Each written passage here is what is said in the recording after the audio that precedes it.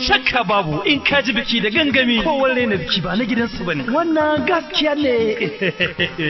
Al'ummar jihar Katsina mazan ku da matan ku muna farin cikin gayyata ku zuwa katafaren gagarumin hamshakin nadin sarauta. Da babban masarauta za ta yi babban mutum abin alfahari a cikin al'umma. Mai martaba sarkin Katsina Alhaji Abdulmumin Kabir Usman ya bada hamshakin sarauta. Hamshakin mutum Honorable Alhaji Malam Jabiru Tsauri inda za a naɗa shi a matsayin Lamidon Katsina na farko. Lamidon mai cikakken iko kuma Chief of Staff to the Katsina State Government. Babban bako na musamman mai girma gwamnan jihar Katsina Alhaji Malam Dr. Diko Umar Rada gwagwaran Katsina da kuma manya-manyan jiga-jiga hamshakan tirakun gwamnatin jihar Katsina. Akwai halartar gwamnoni da kuma masu rike da manyan salautin gargajiya. Wow! Haji ba a yi wannan naɗi a ranar Asabar 21 ga watan Satumba shekara ta 2024 da misalin karfe 10 na safe a fadar mai martaba sarkin Katsina mai babban masarauta sai kun da